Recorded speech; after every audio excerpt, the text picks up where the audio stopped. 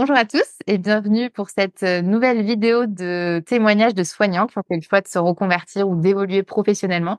Et aujourd'hui, je suis très heureuse de recevoir Émilie, qui est une ancienne infirmière et qui est aujourd'hui reconvertie dans le secteur de l'immobilier en tant que conseillère et manager en immobilier. Donc, merci Émilie d'avoir accepté de partager ton expérience et ton parcours avec nous aujourd'hui.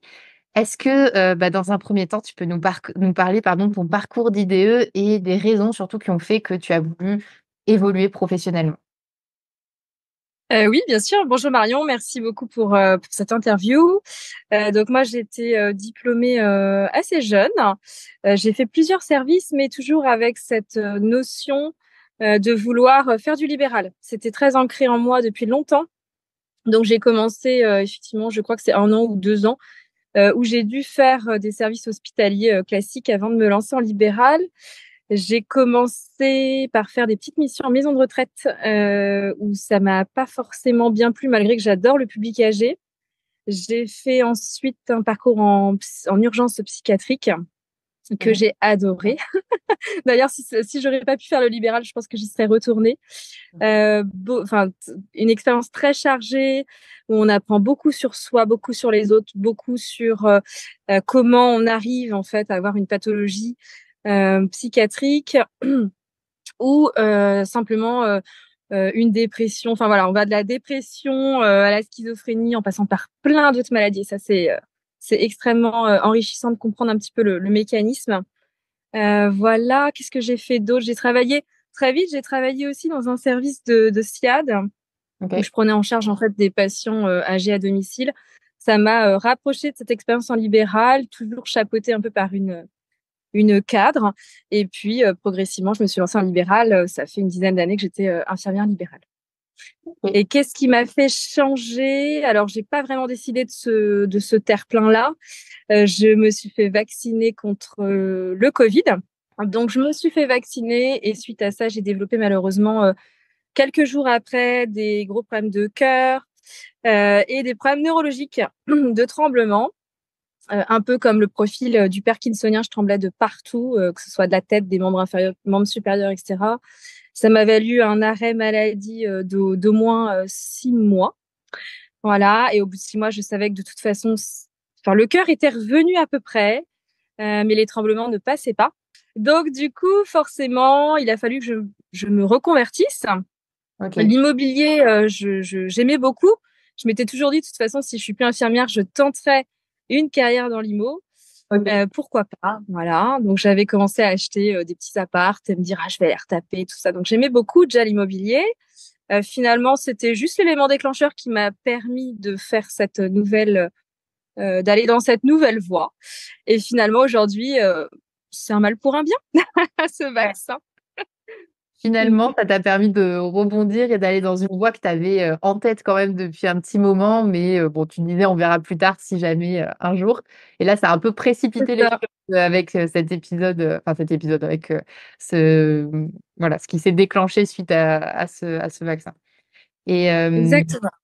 OK, donc et comment tu as fait justement pour, aller vers le secteur de l'immobilier? Est-ce que tu as suivi une formation? Est-ce que, tu as dû reprendre des études? Alors justement, en fait, quand on est au pied du mur et qu'on se dit je ne peux plus renfiler la blouse de soignant, mais qu'est-ce que je vais faire?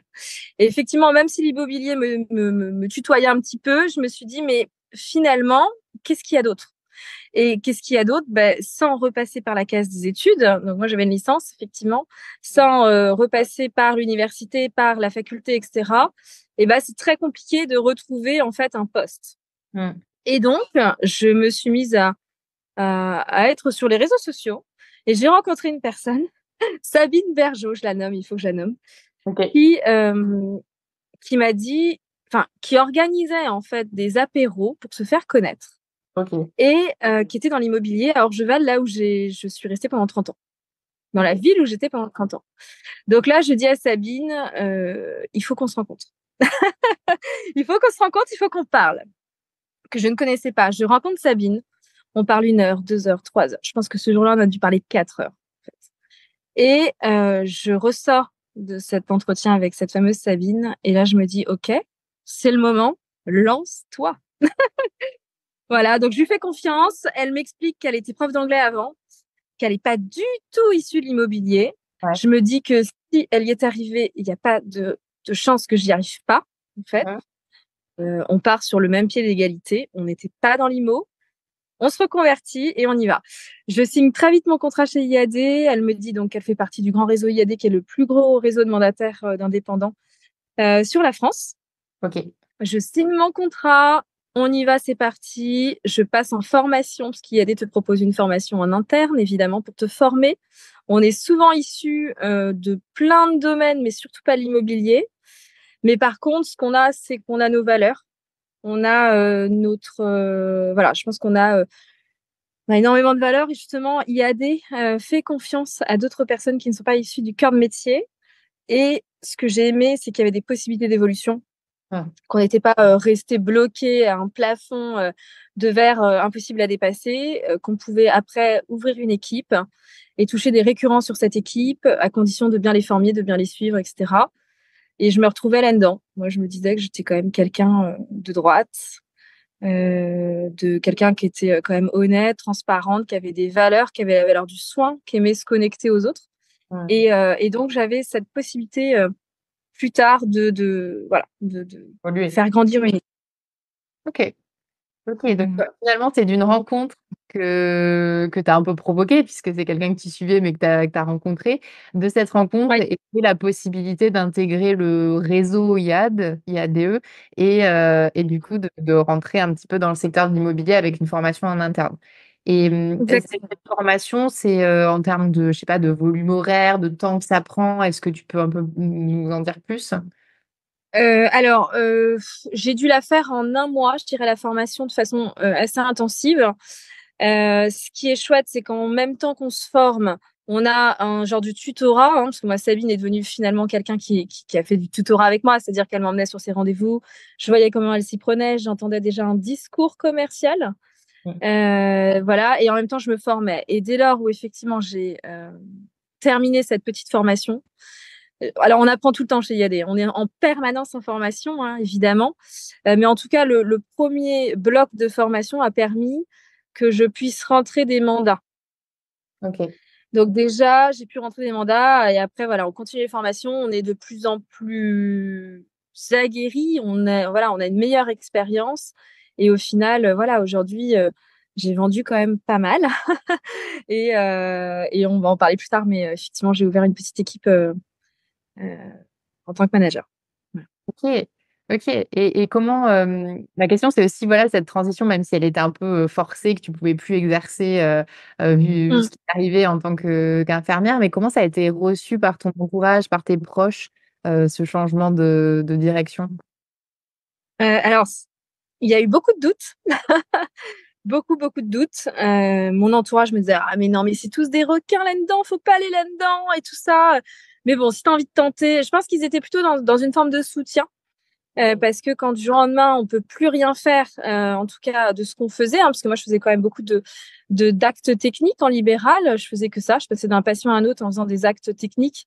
Hem Pose de perfusion, qu'est-ce qu'on avait? Pansement, prise de sang, pansement d'escar, on avait des sons, des alimentations et cetera, donc très technique. Moi, voilà, moi, j'avais toute cette dextérité que j'avais fini par bien maîtriser. Je pense au bout d'une dizaine d'années, j'étais, tac, tac, tac, j'arrivais, je connaissais ce que j'avais à faire. OK. J'étais plutôt reconnue, j'étais même recommandée par, nombreux médecins autour de la ville que je prenais en charge. Donc voilà, j'avais quand même acquéri un certain matelas de confort sur lequel je me reposais. Et effectivement, là, en débutant dans l'immobilier, on a forcément le syndrome de l'imposteur. On sait pas trop, enfin voilà, on n'est pas sûr de soi. On débute un nouveau métier, on apprend un nouveau métier. Donc forcément, il y a encore à chaque fois des nouvelles étapes. Mais c'est extrêmement passionnant en fait. À la fois, c'est déstabilisant. Le monde qui m'entourait était déstabilisant aussi parce ils étaient vraiment heurtés par ce qui s'était passé suite au vaccin. Ouais, Et j'étais, bah, voilà, moi, mes convictions, il fallait avancer. ouais. Donc voilà, j'avais pas mal de pression sur le dos aussi. J'avais investi quand même. Donc, de toute façon, il fallait y aller, il fallait que ça marche. Et justement, tu disais, tu parlais un peu des côtés que tu appréciais peut-être dans ton nouveau métier. C'est quoi les avantages, je sais pas, du secteur immobilier ou de ce que tu es en train d'exercer comme fonction? C'est quoi Mhm. comme avantage? Alors, il y en a beaucoup, beaucoup. Il y en a beaucoup. Je dirais que déjà, l'avantage, c'est d'avoir réussi quand même à vendre, hein, parce qu'au début, c'est pas simple.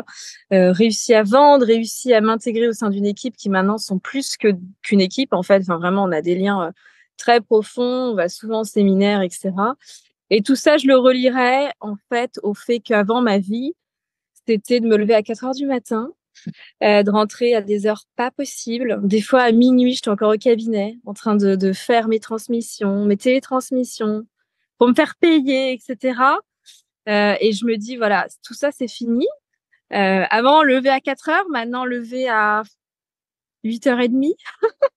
Je prends un petit bain et je travaille quand j'en ai envie, en fait. Je commence à travailler quand j'en ai envie. OK. Mes rendez-vous, je les prends quand ça me chante. Ça, c'est extrêmement puissant, en fait, dans un job. C'est ok, on est indépendant, mais on n'est jamais seul. Franchement, on est une équipe très dynamique. Moi, je suis jamais seule. J'ai une interrogation, je balance tout de suite un message dans un groupe et tout de suite on me répond. Donc c'est extrêmement sécurisant. Mais voilà, moins de fatigue, moins de stress. Avant, j'étais stressée. Je voyais, je sais pas, 50, 60 patients parfois par jour. Ouais. Et c'était devenu une course complètement folle. Avec le recul, Mmh. c'était complètement fou, en fait, de faire ça. Je pense que je me suis aussi un peu abîmé la santé parce que je dormais très peu, etc. Et peut-être que mon corps, au moment du vaccin, me l'a fait payer, Mmh. peut-être. Donc aujourd'hui, voilà, je veux partir en week-end de 3 jours, je pars en week-end de 3 jours. Je veux mettre mes visites à partir de 19 heures, je les mets à 19 heures. Je fais comme ça me chante. Et ça, c'est hyper confortable. Et on voit pas ça dans tous les jobs. Mmh. Ouais, en termes d'équilibre de vie, tu t'y retrouves, 1000 fois mieux qu'en Ah tant ouais. que travailleur libéral, en tout cas. Et est-ce que tu peux nous détailler un peu plus en quoi ça consiste ton activité? Parce que voilà, tu nous as parlé, tu fais des visites, des ventes et cetera, mais voilà, en quoi Mm. consiste ton activité professionnelle aujourd'hui? Alors, on a deux axes. En fait, on a un axe où on va produire, donc vendre. Vendre quoi? Vendre des maisons, des appartements, des terrains. Donc voilà, donc à côté production, voilà, on va plus s'attacher à vendre. Donc pour vendre, qu'est-ce qu'il faut faire? Il faut aller chercher du mandat, il faut prospecter en fait des clients déjà vendeurs. Donc les appeler, essayer de faire la différence pour décrocher donc un rendez-vous. Mmh. Rendez-vous qu'il faut transformer par un mandat si on a suffisamment été convaincant. Et puis à la suite de ce rendez-vous, on va diffuser donc sur tous les portails qui AD nous donne. On va diffuser les biens, on va commencer à faire les visites, on va prendre des offres d'achat et on va conclure les ventes grâce au notaire. Donc ça, voilà, c'est vraiment le premier axe du métier, c'est ça. Alors chercher du mandat, c'est quand même un peu compliqué, il faut faire la différence, mais en tout cas, nos valeurs d'infirmière, là, ne rien lâcher, Mmh. continuer, être assez, euh, être assez finalement résistante aux échecs aussi, hein, parce qu'au début, on se prend quand même des claques. Donc voilà, toute cette manière en fait de ne rien lâcher, d'établir finalement un suivi, un peu comme un patient qu'on traiterait, c'est ce qui va faire réussir et faire apparaître une différence entre le concurrent et nous. OK. Je pense que toutes les valeurs humaines aussi participent au fait que parfois je peux faire la différence. Ça, c'est important. Et puis, deuxième jambe d'IAD, le développement. Donc, le développement, effectivement, c'est pouvoir créer une équipe qu'on va accompagner, avec laquelle on va être ultra soudé, et avec laquelle on va essayer de gagner des parts de marché. Et ça, c'est extrêmement enrichissant de pouvoir créer cette équipe. Évidemment, il faut avoir fait quand même un petit peu cette preuve pour avoir une légitimité. Donc chez IAD, il faut gravir le palier des 15 000 euros validé en fait en promesse de vente pour pouvoir ouvrir une équipe. Donc moi, j'ai OK. ouvert cette équipe parce que j'ai franchi ce pas. OK.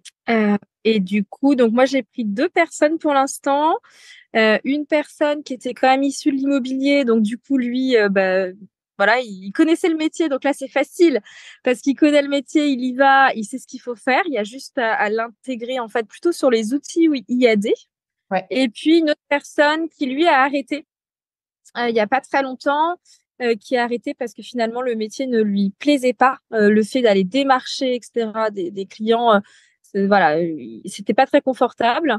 Donc il a arrêté. Par contre, petite anecdote, cette personne m'a recommandé auprès de ses amis et aujourd'hui, grâce à lui, je vends un petit château. Ah Donc oui, merci à lui quand même. ça n'a pas servi à rien. Exactement. Et de toute façon, c'est jamais un échec Ouais. de prendre des gens, voilà, même si ça leur plaît pas et que s'ils t'en rendent compte, s'ils ont des difficultés, on est là justement pour y pallier. Mais là, effectivement, le fossé était trop fort. Lui, il aimait pas du tout ce côté prospection. Et sans prospecter, à moins d'avoir un très gros réseau qui nous permette d'avoir des mandats, et dans ce cas-là, il faut quand même que tous les 4 matins, on reçoit des appels. Sinon, voilà, c'est compliqué. Sans prospection, c'est compliqué. Donc c'est pour ça qu'il a arrêté, voilà. Mais ça devient en fait un prescripteur. Et aujourd'hui, il m'apporte du business, donc merci encore à lui. Ouais, un apporteur d'affaires, finalement. Exactement. OK. OK, merci de nous avoir, détaillé un peu plus en quoi ça consiste et ces 2 axes, hein, justement, à la fois, toi qui vas, vendre des biens et puis ce côté un peu management, d'équipe qui, a priori te plaît bien et te permet peut-être de retrouver des choses que tu aimais aussi dans ta pratique en tant qu'infirmière, le côté, travail en équipe ou autre. Quel conseil, toi, tu donnerais justement à des gens, qui veulent, se reconvertir, mais qui savent pas trop par, quelle boule prendre, comment dépasser un peu les difficultés qu'on peut rencontrer? Alors, je pense que moi, j'ai trop réfléchi. En fait, je me suis posé 1000 questions, etc. En fait, quand on se reconvertit, on a déjà fait une croix, je pense, sur notre métier d'avant. Dès lors, on accepte l'état de reconversion. Et pas trop réfléchir, s'entourer de personnes effectivement qui ont une légitimité. On en parlait tout à l'heure. J'ai quitté une réunion où pareil, j'étais dans ma voiture où on parlait de légitimité. Donc effectivement, c'est important de d'avoir quelqu'un en face qui connaît le métier, qui a quand même un peu d'expérience et la légitimité pour nous, en tout cas dans l'immobilier, ça s'affiche quand même par le résultat qu'on fait. Ouais. Et d'ailleurs, mon manager tout à l'heure me disait, est-ce qu'Émilie, si moi je t'avais dit que j'avais fait 8 000 euros de chiffre d'affaires, est-ce que tu m'aurais suivi? Peut-être pas. Donc effectivement, je pense qu'il faut avoir fait ses preuves, il faut pas trop réfléchir et il faut surtout se lancer. Je pense que la meilleure chose, c'est de se lancer. Aujourd'hui, moi, franchement, je me serais pas lancée, mais je serais passée à côté de tellement de choses.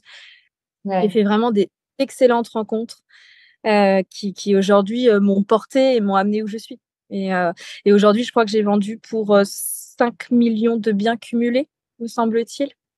Donc c'est quand même ça fait plaisir à voir. Et puis toutes les petites preuves que j'ai pas encore rentrées. Voilà. Donc Ouais. c'est génial, vraiment c'est génial. Faut pas hésiter. Après, il faut vraiment que l'immobilier soit un domaine qui plaise. Je suis persuadée qu'effectivement on peut pas se reconvertir. Moi, on m'a proposé maintes et maintes reconversions. Infirmière en santé au travail, infirmière dans les écoles. Non, c'est pas ce qui me plaisait. Donc il faut vraiment être engagé quand même dans ce qu'on veut, mais il faut surtout se lancer sans trop réfléchir. Ouais, OK. Ouais, une fois qu'on a identifié, ce qu'on aime ou ce qu'on n'aime pas, justement, ne pas Mmh. trop réfléchir et passer à l'action, aller peut-être tester, son idée ou son projet de reconversion, sur le terrain, contacter des personnes pour se faire une meilleure idée de comment ça se passe en pratique et Mmh. tester parce que comme tu dis, même, ton le collègue que tu avais, dans ton équipe, il a testé, il s'est rendu compte que finalement ça lui correspondait pas, mais c'est pas un échec, c'est finalement une expérience et ça lui permet, de se réorienter vers, encore autre chose, quoi. O Complètement.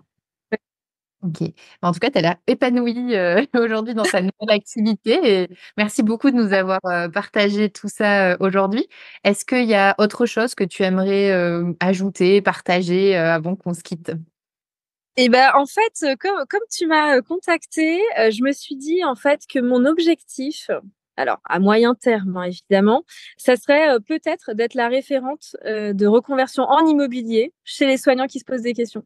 Ça pourrait être vraiment un axe hyper intéressant à développer parce que parce qu'on a subi le même parcours, parce qu'on a eu la même résistance aux échecs, parce on a la même énergie, une énergie tout le métier paramédical ou médical. D'ailleurs, le métier de la santé, je pense en règle générale, c'est quand même des gens qui ont de l'énergie, qui se lèvent tôt, qui sont voilà, qui servent de relève en fait aux patients. Et là, en fait, en immobilier, on recherche aussi toutes ces valeurs-là. Mmh. Et c'est grâce avec ces valeurs-là qu'on peut avancer et gagner le combat. Tu sais, peut-être que tu vas monter une équipe d'anciens infirmiers ou soignants, reconvertis dans l'immobilier. C'est vraiment un plaisir de pouvoir échanger sur à la fois les difficultés et les points bénéfiques, mais vraiment, en tout cas, ceux qui ont envie de faire de l'immobilier et qui en ont marre de la santé, et ben, la porte est ouverte. Voilà. OK. Bah, merci beaucoup en tout cas, Émilie, et je mettrai, ton contact en description si jamais, tu le souhaites. Avec plaisir, Marion. Merci beaucoup. Merci.